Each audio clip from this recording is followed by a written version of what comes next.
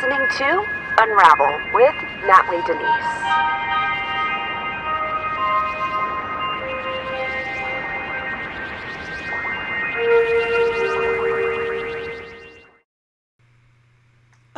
Of course you would. Of course you would do this. Hey guys, what's going on? Welcome to Nightly with Natly. I don't know why. It's always something. It's always something. How are you guys tonight? I know I am super duper late on my Nightly with Natly. I'm supposed to do it. And this is like the first time that I really like start advertising with graphics and stuff on my main channel. Natly Denise. I did one piece today. I was so busy. I'm always so busy. I need to wake up earlier. That's what I need to do. But the reason why I was late today and not on time with Nightly with Natly is because my brother invited me to a movie. And I honestly, I haven't been to the movie since a long time ago. It's been ages. I didn't even know they were still making movies. To be honest with you, I had no idea the productions were still going on. And to be honest with you, you know, over the past year, because of everything that we learn about like Hollywood and how, you know, they lecture us and stuff, you know, I've been turned off to go to the movies. So I haven't been back to the movies in a very long time. But my brother was like, hey, you in? And I saw the movie poster he sent me, and he was like, you want to go? And I was like, okay. And I thought it was going to be like an hour. I thought it was going to be like an hour, tops an hour and a half. I was like, sure, even if it's like an hour and a half, I can still make my podcast. So, you know, I thought that I was going to make it. And then I learned what movie I was watching. I didn't even know what movie I was going to watch. And then when I learned what movie I was going to watch, I was like, so what are we watching? And he was like, The Eternals. And I was like, what is that? He was like, it's the new Marvel movie. And I was like, what? I was like, there's a new Marvel movie? I didn't know, to be honest, guys. I'm telling you, I have been so out of the loop with Marvel, with everything. And I used to be like a big Marvel fan, you know, when the universes were, you know, doing their thing at the start and all that. So I went ahead and I went to the movies with my brother, and I learned. I was like, okay, The Eternals, a Marvel movie. Is this gonna be an hour and a half? So I quickly Googled. Like, I was like, what is the length time of The Eternals? And it was like 2 hours and 37 minutes. I was like, oh my gosh, I'm going to be so late for Nightly with Natly. It's not even going to be funny. So anyway, I watched The Eternals, and I'm going to say, okay, the movie was basically like, I could summarize it like this. It was like an ancient Power Rangers and mixed with the modern day, shifting ideals of a family, I guess you would say. If I were to rate this movie from a 1 to 10, I'd probably give it like a strong 5.5, I guess. I guess because, like, you know how they've been remaking everything under the sun, like, you know, they remade Cruella de Vil, all of the Disney movies in live, you know, and then they did their own little spin, and then they remade all these other movies. It's like they hit this wall, Hollywood did, and they couldn't for their life, like, think of things that are original. So I'm looking at it from that perspective, and so I'm being nice, you know, that this was actually like an original plot movie, and it wasn't, you know what I mean? Like, it wasn't something that they were remaking. And that's all they've remade, like, for the past 2 years, I feel. I don't know how you guys feel, but that's what I feel. But again, I have not been to the movies. I don't know what's out. So I used to be a movie buff, just going to the movies every single weekend. Like, that was my day. And so anyway, like, I'm reading your comments. Was it Dune as the same? Can barely listen to music anymore either. Yeah, Sophia, I don't know. OMG, I want to see. Based on the makeup palette, of course. Marketing, LOL. So yeah, it was like an ancient Power Rangers. That's what I can say. And I will say this. They're really trying to shift culture. Like, like a PG-13 nowadays is not PG-13 like when we were growing up, you know, like how it was like, it was shocking to see like sex scenes and stuff. Like there was a sex scene and I was like, wait, there's a sex scene in a PG-13 movie.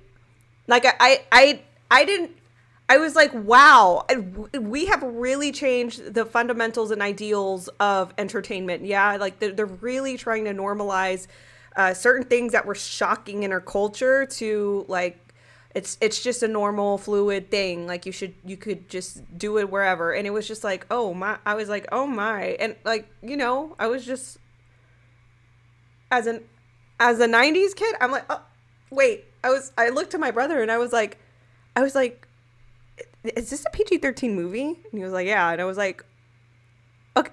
I was like, okay. And then they just had like okay. So anyway, moving on. It was awkward, right? So I did not expect that in a PG-13 movie. And then there were just other things, just to, you know, if you guys are going to think to save your money, you know, they are pushing for certain family ideals in their own terms, you know, the modern type of family, and it's no longer the nuclear family. And then there was a little, like, I was like, wait a minute, is this really like, are they really trying to normalize pedophilia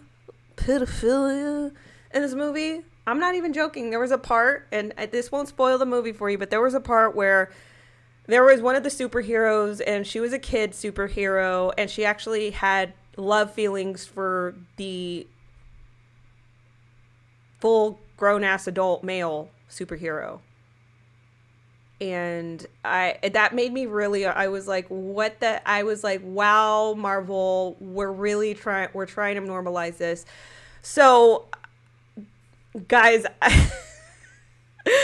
this is my first time back at the movies.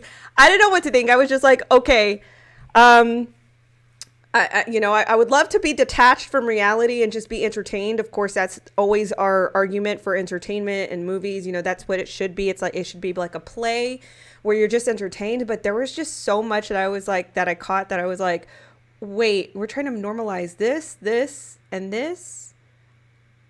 So, yeah. It was, Sophia says, I'm sure cuties helped with that narrative. Me too. I'm pretty sure. Melissa says, OMG, that's freaking weird. It was very freaking weird. PG-13 is now rated XXX. Devon says, it wasn't XXX, but it was like, I was very shocked. And look, I'm not a mom, and I'm pretty hip. You know what? I'm pretty with it. Is that what you say? I'm pretty, you know, like I'm not like this Puritan prude or anything like that, but it's just like, whoa, like what are we trying to do and give young people ideas? Like it was just too much. I was like, wow. Okay, so anyway, that was my time. That's why I'm late. Spent 2.5 hours at the movies. Yeah. So let's get to the news. Yeah. Let's get to the news. And I will promise I will try not to turn off my mic this time. I rewatched that clip from last night where I turned off my mic, and it was like literally a very small touch like this. That touch that turned my mic off. I was like, wow, that did it, huh? Okay. All right. So let's get to the news. I got some pretty interesting news for you guys. Let's start off with this one. In New York City, this is from the Daily Mail. 3 people are arrested in one of the NYC's biggest drug busts. 2,000 pounds of cocaine smuggled from Puerto Rico are found hidden in lawn equipment in trucks bound for the Bronx. A shipment of 920 kilos of cocaine was seized from 3 alleged drug traffickers in New Jersey, making it the largest bust in Northeast region in a decade. Did you guys hear about this? This is one of the biggest busts in the North. And we're over here distracted by all these other things. Well, of course, it's not distraction, but there's other big news going on. The drug enforcement at the DEA announced on Tuesday. The DEA revealed details of the September operation after a New York federal grand jury indicted Jorge Aponte Guzman, Nelson Agramonte Minaya, and Carlos Maisonet, that's the first time I've seen that last name, Lopez, on Monday. Each of the three men are being accused of conspiring to distribute and possess with intent to distribute 5 kilograms of cocaine between August and September of 2021. A multi-million-dollar storm of cocaine was seized before it would wreak havoc in the Northeast, the DEA special agent in charge, Ray Donovan, said in a statement. Over 1 ton of cocaine was seized, making it the largest cocaine seizure destined for the streets of New York in over a decade. Look at this. And this is just a photo. For those of you that are listening in audio, first of all, thank you for listening to me in audio and choosing me as a platform for a podcast for news. What we're looking at in front of us is just the seizure of the cocaine, and it looks to be in some sort of like black banister, and they're all wrapped. Look at that. These bricks of cocaine. Look at that. Just bricks of cocaine. And I'm pretty sure that this whole open border situation is just making it that much more easier to smuggle across. The Federal Narcotics Agency said that the drugs were sent from Puerto Rico and held at a loading dock in New Jersey where the suspects planned to pick it up. The DEA indicted approximately on September 29th, Aponte Guzman drove a rental van to the dock and then headed to an abandoned lot next to the residential property. Maisonet Lopez approached the vehicle before authorities swarmed in and arrested him and Aponte Guzman. Aponte Minaya was spotted near... Ooh, I found a typo. Dear Daily Mail, I found a typo. He was spotted near, not neat, the basement entry level and was taken into custody too. Officers inspecting the van found pallets holding 10 lawn rollers and were imported from Puerto Rico that included a consignee address in the Bronx. Agents cut the lawn rollers and found 460 kilos of cocaine. Authorities showed up at the loading dock on September 30th and discovered 10 additional lawn rollers with 460 kilos of cocaine that arrived from the Caribbean island a day earlier. It had the same Bronx address that was financially responsible for accepting the shipments. Dock roller workers told investigators that the delivery had arrived the day before. Thank you so much, Dante. I really appreciate that really generous super chat. Thank you so much for that. I really love you, and I love your profile picture. Thank you for that. DEA and our law enforcement partners will continue, this is a quote, to guard against drug trafficking organizations' tactics and techniques to smuggle drugs into our country, Donovan said. So I'll just read this and pivot to the next story. The DEA's 2020 National Drug Threat Assessment identified Puerto Rico as well as the U.S. Virgin Islands as a key hub from drug trafficking organizations that ship cocaine to the United States because of the cargo shipments between these U.S. territories and the continental United States are considered domestic and not subject to inspection. Well, Puerto Rico is not the only origin. Apparently, there is something else going on in Mexico, and we must read about Mexico because obviously we have a big situation going on at the border where it's very porous. It's very it's very welcoming to people trying to cross in here because there's not a lot of regulation right now. So this is what's going on in Mexico because we're literally, we got to know what's going on if we're trying to be assiduous to our border situation. Coming from the Daily Mail as well. High-ranking Sinaloa cartel drug lord who oversaw monthly production of 70 million pills of fentanyl, enough to kill at least 30 million people, is arrested by Mexico security forces. Again, guys, I just got to remind you that this is what is going on just next door to our country, okay? And having a very porous border, this is a very scary situation because it can come to a door near you. Every county now is a border county. It's not these border cities, Del Rio, La Jolla, all these other border cities, it is now come to our back doors, or our front doors, really. So just be aware. A high-ranking Sinaloa cartel leader who oversaw massive amounts of fentanyl production has been arrested in western Mexican city of Culiacan. Sorry, I meant to pronounce that. Culiacan. Mexico's Attorney General's office revealed Thursday that the cartel cell leader, identified as Armando, was taken into custody along with 4 other members of the organization October 28th. All 5 suspects appeared before a judge on Tuesday, and they were charged with belonging to an infamous transnational. See, I knew the story was important. It was belonging to an infamous transnational criminal organization that was founded by Joaquin El Chapo Guzman. Look at this. Talk about, I don't know why this hit the news, all these drug seizures, but they're happening in Mexico, happening in New York. Wow, 𝘱𝘏𝘴𝘩𝘴. The Attorney General's office said that Armando was in charge of the Sinaloa cartel's monthly production of 70 kilos of fentanyl paste that in the end was converted to 70 million pills, enough to kill as many as 30 million users a month of the addictive drug. Security forces raided the home, just making sure my mic is on.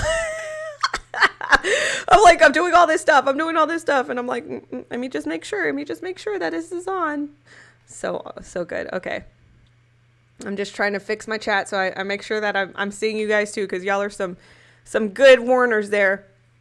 All right. Security forces raided the home located in the high end of Culiacan neighborhood without having to exchange fire, which is remarkable, actually, because if you even go to the border nowadays, just like willy-nilly go visit the border, there's gunfire exchange every single night. I'm not even kidding. Roma, Texas, you can hear it every single night. Yeah. The 2-story residence was exclusively used to produce fentanyl, officials said. Authorities recovered 118 kilos of fentanyl paste valued at approximately 970 million Mexico pesos, about $47 million. Also seized were 2 kilos of inositol, a drug. I don't even know if I have to use my accent for that, but it's a drug that is mixed with the synthetic powder during its initial production, and 4 bags that contained chemical precursors used to produce fentanyl paste. Security forces confiscated 4 guns, ammunition, and rifle, as well as a cache and 2 vehicles. Look at that. That's the house. And for those of you that are listening in podcast and can't make out an image form, we're just looking at a homemade lab here. You see nothing but machinery. It looks like, just a room that they converted, buckets everywhere, and just ingredients to make what they were making. With these actions, the Mexican Army and Air Force, the National Guard, and Attorney General's office reaffirmed their commitment to contribute to safeguarding public order, social peace, and well-being of citizens, the Attorney General's office said in a statement. The Drug Enforcement Administration, DEA, in other words, listed the Sinaloa cartel along with the chief rival Jalisco New Generation cartel as the top 2 Mexican organizations responsible for flooding the streets of the United States with narcotics. And again, I have to mention this. We have a border situation going on where it is pretty much allowing a lot of this to happen. Yeah. So they're the 2 biggest organizations. Fentanyl-laced counterfeit pills continue to be trafficked around the country and remain significant contributors to the rates of overdose deaths observed across the country. The DEA said in a report, as inexpensive, potent fentanyl continues to push into established heroin markets. Fentanyl will augment and in some cases supplant white powder heroin in various domestic markets. The Sinaloa cartel and Jalisco New Generation cartel appear to be increasing in production of wholesale quantities of fentanyl in both powder and pill forms, the DEA added. Additionally, these transnational criminal organizations are diversifying their precursor can't say that word, sorry. Rewind. Their precursor chemical sources of supply and moving to precursor chemical further down the synthesis chain to avoid international chemical controls. So let's just take a look at this right here. This is a video, and we'll see what law enforcement has to say about this. Were attempted to be smuggled into the United States from Mexico, concealed within a tractor trailer transporting produce. The truck was being driven by a 26-year-old Mexican national. The truck was referred for secondary inspection and scanned through a non-intrusive inspection system. This represents the largest fentanyl seizure in CBP history. Fentanyl is 80 to 100 times more powerful than morphine and an extremely strong opioid. I want to express my gratitude to the CBP officers involved in this case and all of the Port of Nogales personnel who selfishly perform their duties with dedication, vigilance, and professionalism, 24/7 by 365, even during difficult times, such as our funding hiatus. So this truck was carrying 10 packages of fentanyl pills. It was carrying about 100 packages of fentanyl, and I believe 395 or 300, over 300 packages of methamphetamines. Well, it was carrying produce. In the interior of the trailer, there was produce, cucumbers. In the compartment underneath the floor of the trailer was this that you see here. So I believe the facts are reversed. Most hard narcotics seized in CBP are at the ports of entry. And that's the case here. They like to use vehicles with hidden compartments that they're able to track, say, instead of between ports of entry. That's my opinion. I mean, 𝘥𝘭𝑦𝘭𝑚, right? 𝘥𝘭𝑦𝘭𝑚. That is a lot. That's a whole lot of merchandise there. We'll just call it merchandise, cheese and crackers. I mean, God bless the CBP. It's got to be such a difficult time right now to be a Border Patrol agent. God bless them. I mean, and it's not just, it's like they're being made to be, social workers, data entry people, processors, the actual law enforcement type stuff. They have to use, some of their law enforcement skills, and, there's just not enough support for ZBP. And then also, who knows? I mean, who knows what they're up against within their own forces? You know what I mean? Like, the commanders and the leaders and the CBP, and it's just a big headache. And I couldn't even imagine what it's like nowadays in 2021 to be a CBP officer and what they're up against. I mean, this is humongous. This is, again, one of the biggest fentanyl busts in history. And I bet you only heard it here on Natly with Natly. That's why you should smash that like button. Give this podcast 5 stars. So that way you can let each community, wherever my platform is, know that this is a great podcast and that you are getting informed on the daily. Really, really going to promote this podcast a lot more because, hey, we're putting our heart in this. We're trying to get informed. Tell somebody about this podcast. All right, so I completely missed to even make content on this particular story, but this is nonetheless very important. So according to a DEA agent, it's funny that we're in theme right here, right? DEA, busts. A DEA agent, and this was last week, I believe. When did this publish? When did this publish? When did you publish, please? It actually published, November 2nd. Just 2 days ago? Are we sure? Okay.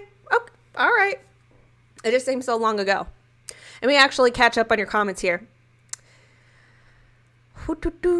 It's pretty bad in the levels of drugs at Dante. Sophia says, what did Miss Dante or Dante? I don't know if it's Miss Dante. That's or Mr. Dante. What is this fentanyl stuff really about? How bad is the stuff? It's pretty bad. It's supposed to be like a painkiller, but people, of course, abuse painkillers.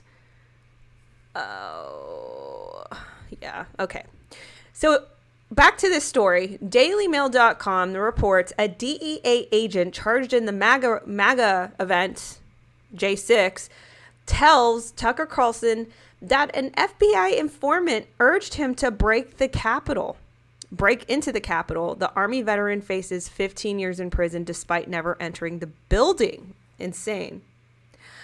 Thank you so much for that, Dante. Thank you. Natly is a top 5 Patriot podcast for sure. Oh, I so appreciate that. Really touches my heart.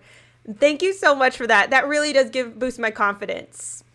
I know I do this every day, and I love doing this, as you guys can tell. I get so excited, I turn my mic off. I get so excited, I turn back on. You know, I just get so excited to do this. So I really appreciate you guys. And thank you so much for putting food on my table. This really does help me. All right. A former Drug Enforcement Agency official faces up to 15 years in prison over J6 event at the U.S. Capitol. I'm not going to call it the R word because they're trying it. You can't trick me. The J6 event at the U.S. Capitol, despite his insistence that he never entered the building. Mark Ibrahim, an Army veteran, was fired from the DEA over his participation in the events of J6, spoke out at Tuesday's episode of Fox News, which was the last Tuesday, so we're a little over a week. Tucker Carlson series about the fallout from the riot. Ibrahim made the explosive claim that he was invited to attend the Donald Trump Stop the Steal rally by an FBI informant he knew from his military service, who subsequently urged him to join the mob breaking into the Capitol, which he refused. Now, let me just pause here and say that there are a lot of claims, and right now this is alleged, and of course, get out of here, fruit fly. Leave me alone. I'm trying to do a podcast. Oh, they always choose like the most convenient times to come and visit us podcasters or guests, So anyway, there are a lot of alleged claims that there was some sort of FBI presence in participant to this J6 event. And that there was a lot of provocation, there was a lot of instigating and, just plain old infiltration. Get out of here, fruit fly. So there are a lot of claims that seem to be pretty consistent. So this is not the first time that I've heard something like this. This is not the first time that you've heard something like this. Of course, we've got to call it alleged because you know why. Carlson claimed to have confirmed this by speaking to the alleged informant, whom he did not name. His controversial series Patriot Purge on the streaming service Fox Nation has drawn strong reactions for depicting the law enforcement response to the riot as a political purge. And this is Ibrahim, and you can see him with his badge here at the J6. Here we go. Thank you so much, Miss Knowledge. I really appreciate that very generous contribution. And she says, keep up the good work. Thank you so much for that. I really do appreciate it. Thank you. That is going to help me buy some groceries. Woo-hoo! Yes. Federal prosecutors accuse Abraham of bringing his duty weapon and badge to the Capitol grounds and brazenly displaying them, and of illegally climbing a monument to deliver a monologue, according to the charging documents. Okay, how many times have we seen the Summer of Love climb on monuments? Oh, not just climb on monuments, but destroy them and tear them down, deface them, vandalize them. I'm just saying, the Summer of Love was not really very loving, but we're going to charge this J6 because he wanted to deliver a speech. Oh, the audacity, the gall, and the balls. Photos appear to show Ibrahim displaying his badge weapon. I read that. They labeled me a domestic terrorist, he said. I just want to see the peace and unity, Ibrahim said in the new interview, because I've seen it in foreign countries between Sunni and Shia. Open violence in the streets, and it's a sad and scary thing, he said, referring to opposing religious factions in the Muslim world. I am afraid that If this division and dehumanizing continues, that's where America is headed, and I pray that that never happens, Ibrahim said. Ibrahim is charged with making false statements to federal agents, entering restricted grounds with a firearm, injuring or climbing on a statue, and carrying a firearm on Capitol grounds. And there he is on the monuments. There we go. And yeah. So, and then the story goes into all the other guests and what it features. But this is just such a sad, I really hope that, as we continue to unravel a lot more, with the whole, with it, there just seems to be like truth escapes. That's what I'm going to start calling them, truth escapes. Where just like, it's like, bam, Fauci emails, bam, these documents and this leak and this whistleblower, la, la, la, la, la. I hope to know more, not from the J6 committee that they created or manufactured and fabricated. I want to know more, like from concrete like these coordinated collaborations, people on the inside of the Capitol that apparently knew something that was going down. I want to know, I want more documentation on that, because these people need to be vindicated, especially those that are still sitting in jail. God bless them. Say a prayer for them. But this is just bananas. It's bananas. All right. Pivoting on to President Biden. So you guys heard it here on Nightly with Natly a couple days ago. I reported that apparently they were circulating this idea that these migrants who were separated at the border were supposedly going to get $450,000. Can I, let me pretend this sock is a mustache. I know this is so gross. But I'm going to pretend this sock is a mustache. Can I please get my $450, please? I was separated at the border.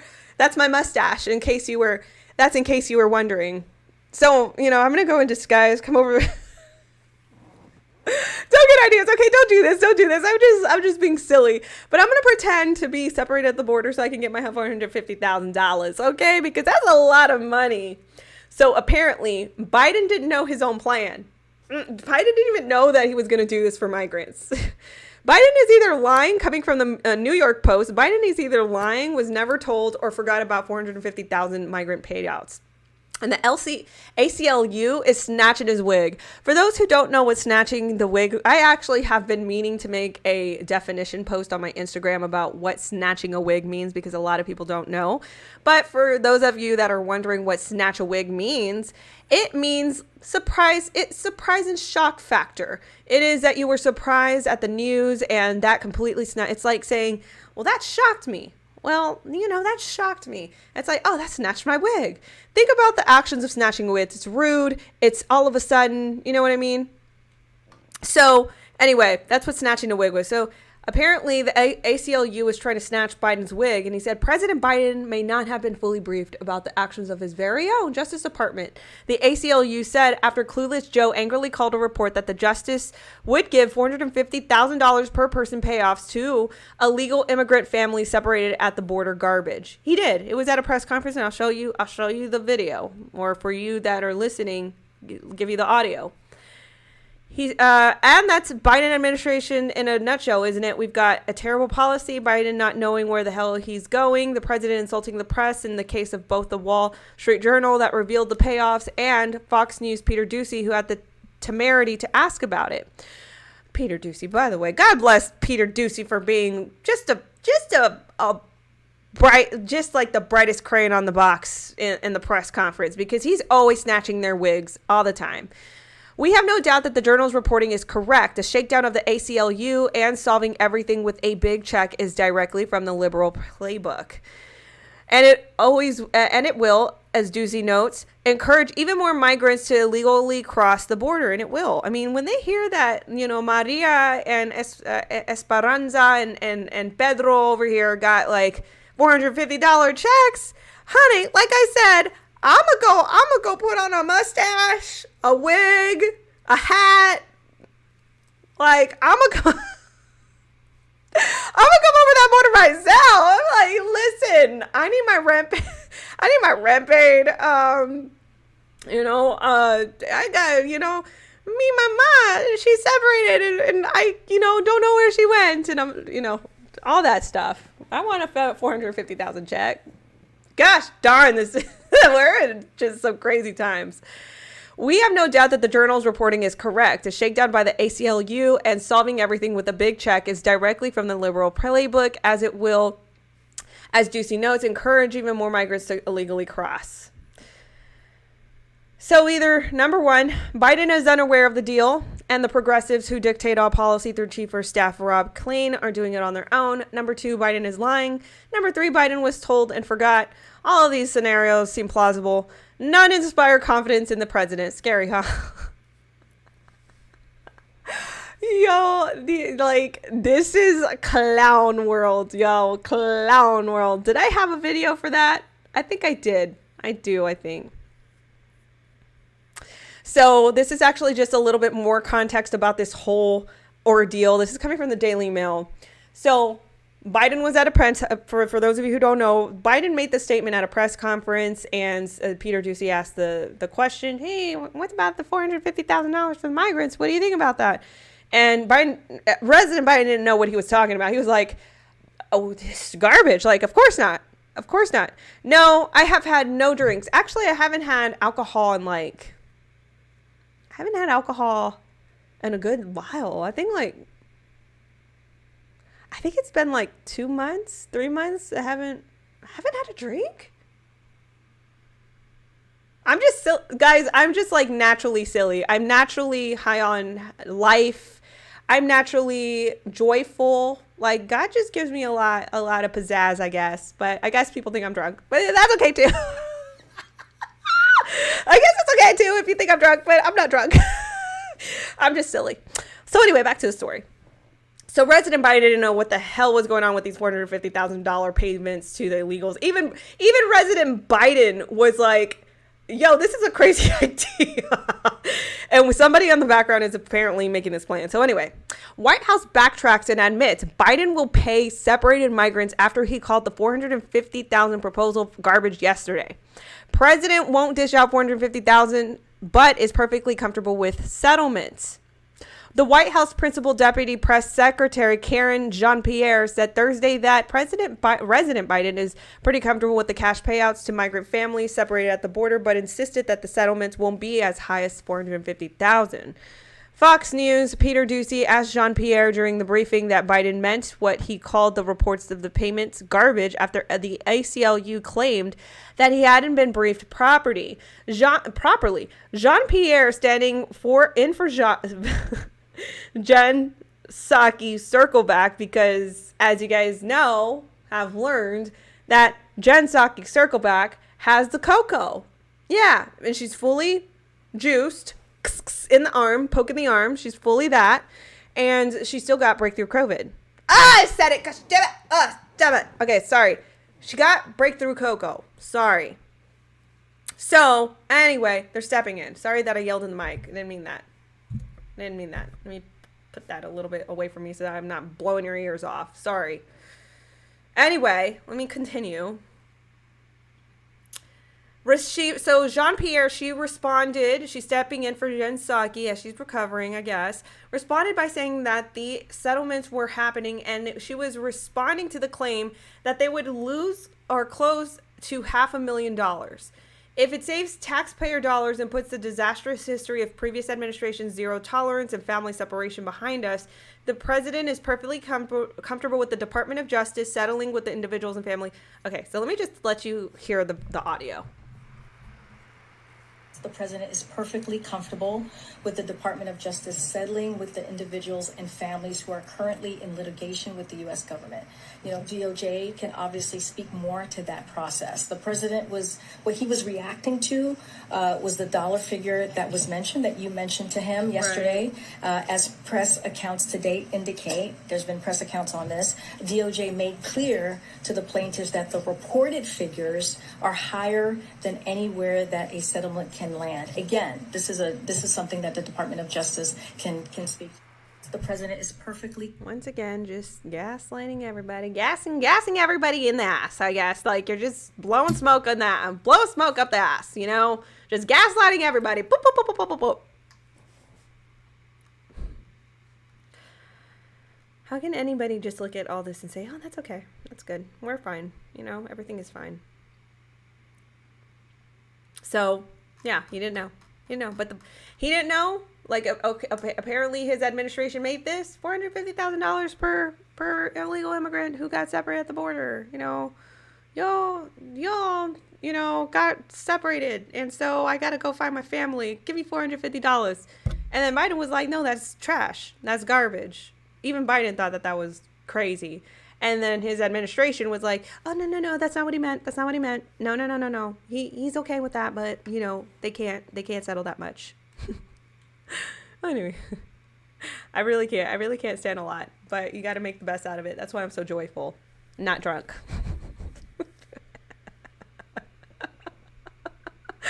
That's why I'm joyful, because listen, what am I going to do? What am I going to do? Be miserable? I'm not the boring podcast. Like, I got to be myself. That's why you guys watch me. I gotta do me, and I gotta, you know, make the best out of certain situations. And I'm just kooky, guys. That's who I am, being in the natural. So anyway, cool. I made 44 minutes. Cool. Close to an hour. So being late here on Nightly with Natly and still got you some juicy stories. I think this was a good pod. Of course, we're going to keep watching out. By the way, before I go, let me just mention one more piece of news. Of course, 𝘏𝘶𝘮𝘢 earlier today, he got arrested. And I made a video on that, but apparently he has some similar charges as the indictment with 𝘏𝘶𝘮𝘢 𝘏𝘶𝘮𝘢 being the attorney that is connected to the Clinton campaign. And he basically, you know, in high terms, there's also a video on this. In high terms, he also colluded with the this data company to get some poor data, so that way they could basically pin it on Trump somehow. He lied to the FBI, and that's what he's being charged. So is 𝘏𝘶𝘏, but 𝘏𝘏𝘏 was arrested and he's indicted. So that's the news. And you know, the investigation apparently is still ongoing. So John Durham is out there snatching wigs. He's out there snatching wigs for good. And you know, this is why I always say we don't know everything. Why do we jump to conclusions? You know what I mean? Like, especially when people say nothing is ever going to happen, or this we're all doomed. No, we're doomed. You know, I'm like, but you really, we don't know when, you know, Jesus is coming back. So, and you know, we can't predict everything. So why do we even try? Why even doom ourselves on doing that? So you got to just pray, make the best out of everything. And, you know, don't let that darken your spirit. You know, be full of joy and be in continual prayer for your families, for yourself, especially for yourself. Pray for discernment, pray for your will in this time, because we're living in a very special time. I mean, this is like the timeline to witness everything. I mean, get your wig snatched in this time in 2021, 2022 coming up, you know, get your wig snatched. Why not? Get your wig snatched every day. Why not? Do it, you know? So anyway, thank you guys so much for loving me. Thank you guys so much for the super chats too. Thank you mods for always being there to jump on my pod and moderate. I really appreciate you guys. For those of you that are listening on audio podcast, please give this podcast 5 stars, get it the highest rating, so that way we can get my name out there. You know, I'm really trying here. I'm really trying to, you know, do a lot of things, wear a lot of hats at once. So this is really my outlet every day, and I love doing the podcast. I love delivering the news to you guys. So let's get those ratings up. Let's get people listening to the pod. So I love you guys. I will put off the traffic report tomorrow. Again, today was pretty busy. Dante says, I need some videos. Thank you so much, Dante, once again for your generous contribution. I really appreciate it. Dante says, I need some videos that help me with my liberal girlfriend understand that missing after the YouTube, that what is missing after the YouTube purged. Yeah, I mean, that's a difficult feat. So for those that actually were attracted to my channel, go to natlydenise.tv, and I actually have all my old videos there for free.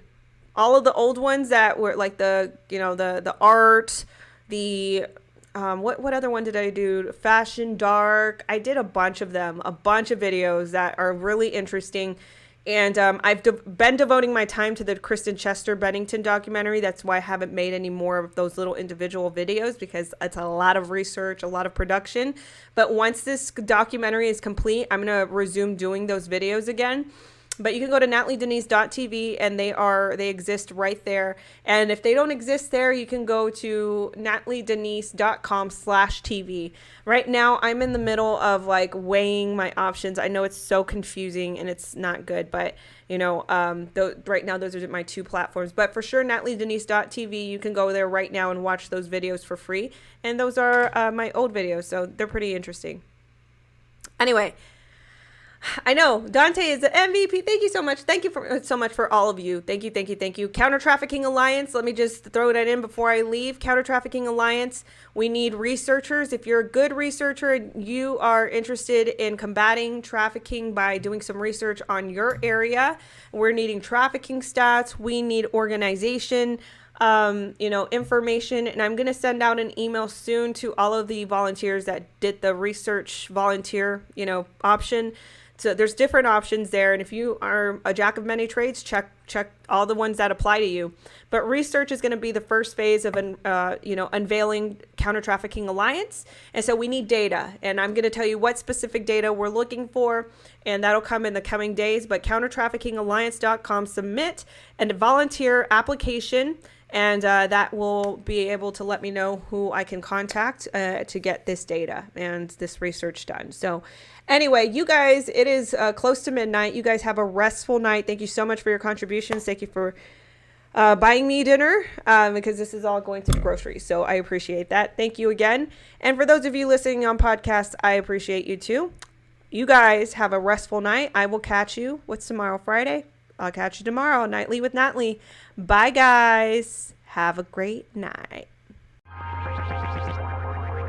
Thank you so much for tuning in to Unravel with Natly Denise. Please give this podcast 5 stars.